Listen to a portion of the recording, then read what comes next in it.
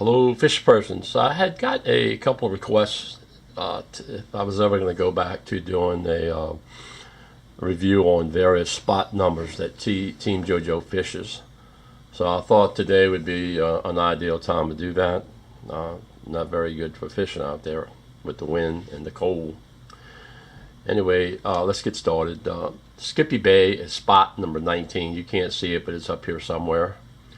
Spot 20. Spot 21, spot 22, 23, 24, and 25. This is the north-south pipeline. This is Oak River through here. This area over here is a little crevasse. I love it. It's a great spot to fish and catch fish. 19 to me is a cork spot. You drift through there and you fish with a cork and pop the cork, and you can go east, west, north, south. I kind of like the west shoreline. It's about 6 foot deep along there, and close up to the grass it's about 2 foot. I just like drifting up and down that. The red lines indicate where the current lines will be at, whether it be an incoming or a falling tide. The purple lines indicate where the channels are.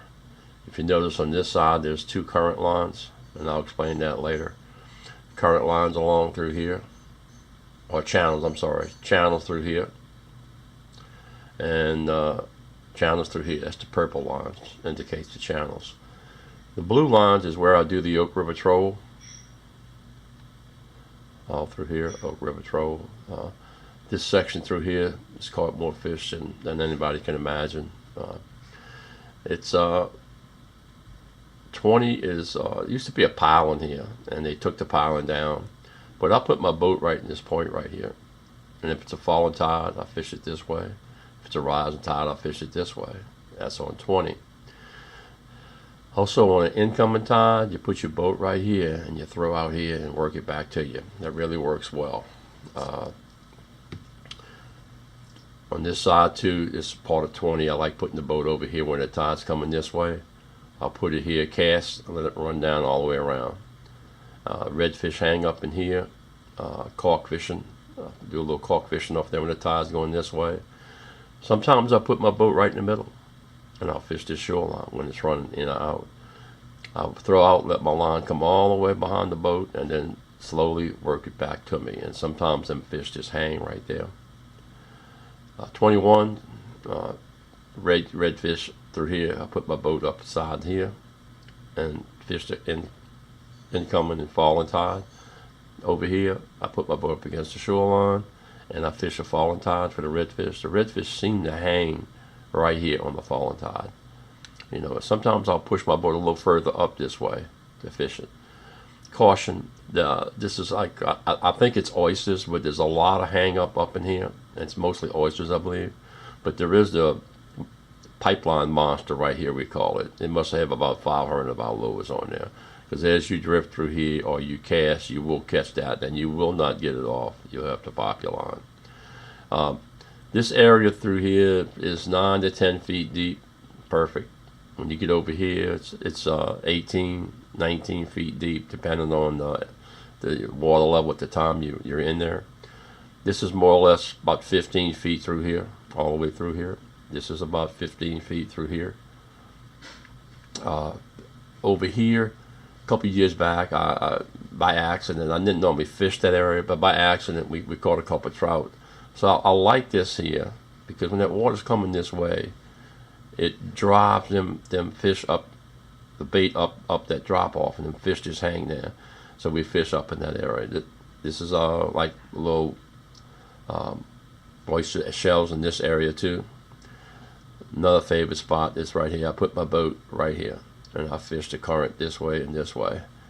This is about 18 to 20 feet of water at times. Perfect. I mean perfect. This 22, it's about 9-10 feet and it comes up. But on a strong tide, when the wind, you got a north wind, and you can see the current line is going to move. This current line here will move on this current line here will move on this side here. It'll make a wide turn. What that does is it pushes that bait up that drop off, and them fish just hang up in there, man. Sometimes I put my boat in the shallow side and fish up the drop off. Sometimes I put it out here and fish down the drop off. So 22 is a good spot. 23, like I said, is being my favorite. You can get out away from it and fish the shallow part with shrimp, catch redfish. What I don't show in here is the Oak River Troll on the north wind. I get on this side here, lean a little bit more this way, and I just troll right through there. And the fish hang right up in there. So this is the most active spot that 85% of the time, this is where I'm fishing at, if the water's okay, all up in here.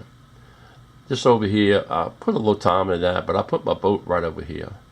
And I cast this way and let it run with that current line through there. Now, it's pretty shallow, but then it gets deep quick. And I would go with a 3/8 ounce head to get down to the bottom and just let it work along that bottom like that. A little crevasse over here, the current line, a lot of redfish on this side. 24, this is all good through here for the Oak River Troll with the blue line. It goes from about 6 feet to 9 feet up in here. It's not that deep, maybe 10 feet all through here. On this side, though, I hang on this side when I fish it in Oak River Troll. Little crevasse, number 25, there's like a channel on both sides. This is about 6 foot over here, and this is about maybe 6 or 7 feet over here. I like doing the Oak River Troll over here or over here along those two channels. Right through here, where you see this broken up through here on an incoming tide, you may be able to see the different water coming through. Nice trout. I mean, some beautiful trout I caught there. Not many, but some beautiful trout. So once again, this is spot 19 through 25. It's in Oak River. Right now, the water doesn't lend itself to fish in that area because it looks like the Mississippi. I don't know if it'll ever change, but 20, 21 killer spots, killer spots. You know, and I got all kind of boat positions over here, over here, over here, over here, and in the middle. It's instead of running around trying to find the fish, learn this spot, put your boat around, find out where they're at, find out what technique it takes to get them. I don't fish 22 much because you need the right condition to do that. 19 is not my favorite because it's corks, and I'm not a cork person. 23, same thing. I'll sit there for a while. I'll fish, get on the shallow water, fish up the drop off, and I'll fish, get out here, anchor out this way, and fish down the drop off, fish down the drop off. I think the closer you put your boat this way, you're better off you're going to be, you know, right off this point here. That way you can fish the full arc. When I say arc, that's the arc right there. You want to get out there and just throw it. If it's falling, throw it out this way, work it all the way around. If it's coming in this way, throw it out this way, work it all the way around.